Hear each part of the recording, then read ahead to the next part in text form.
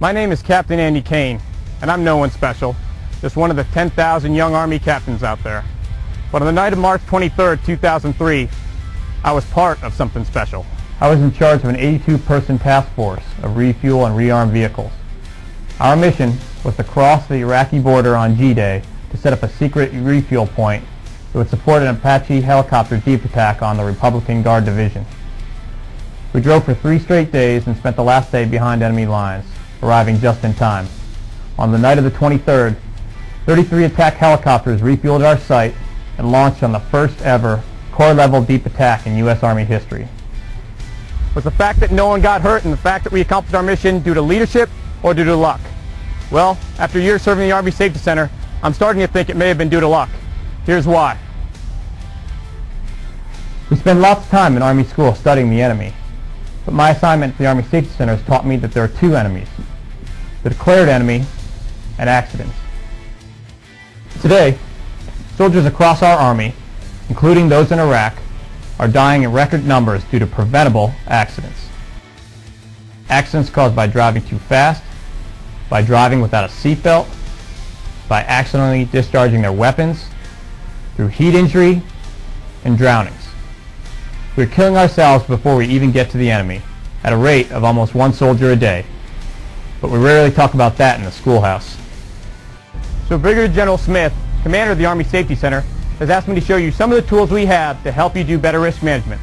Let's take a look.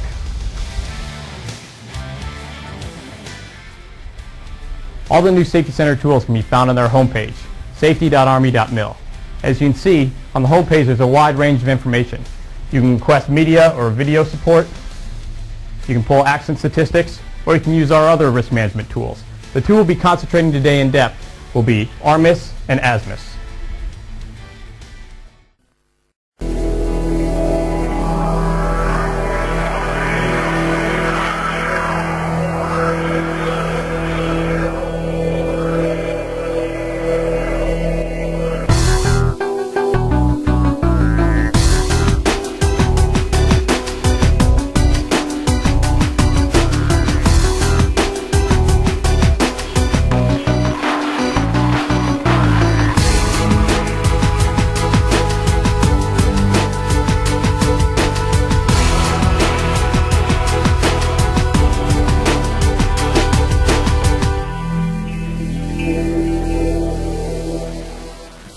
Evasive steering exercise.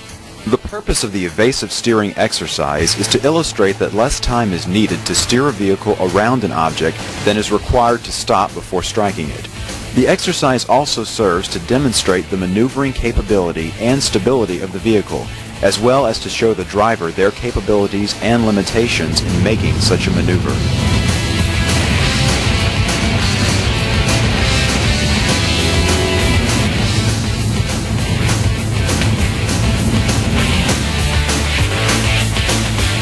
The purpose of the controlled braking exercise is to develop in the student the ability to achieve maximum braking while still being able to control the direction of the vehicle. This is performed with both ABS and non-ABS brakes.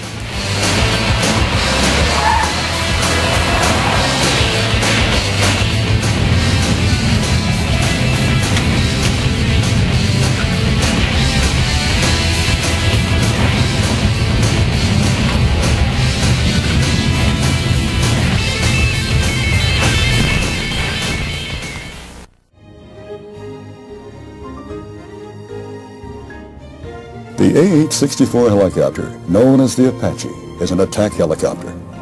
The cockpit is arranged in tandem, with 1 seat in front of and slightly lower than the back. A ballistic shield separates the 2 pilots. The Apache carries rockets and missiles, and a 30mm gun mounted under the nose between the 2 pilot seats. The AH-64 is equipped with 2 turbine engines mounted outside just behind the cockpit. Its 2 crew members consist of a co-pilot gunner in the front seat and a pilot in the rear seat. Normal access to the crew is through the cockpit doors, which open only on the right side of the aircraft. This is a 2-lock operation. If the handle returns to the lock position too soon, the door will lock in the lower opened setting If the handle is moved to lock approximately 8 to 10 inches open, the door will then lock full open when pushed up. Both seats have a 5-point single-release restraint system similar to that used in race cars. Rotating the knob in either direction will simultaneously release all belts. The seat is equipped with an inertia reel. This helmet, unique to the Apache, features a snap-on eyepiece which connects the helmet to the onboard computer systems. The Apache's 2 standard fuel tanks are mounted below and aft of the cockpit and contain 375 gallons of fuel. Now, the emergency procedures for the AH-64. In the unlikely event that the aircraft is armed, the weapon systems in the canopy will pose significant danger to rescuers. They must be safed before anyone goes to the cockpit. Note that the rescuer avoided the front and back of the missiles and rockets by approaching directly from the side. Here in greater detail are the actions you should take.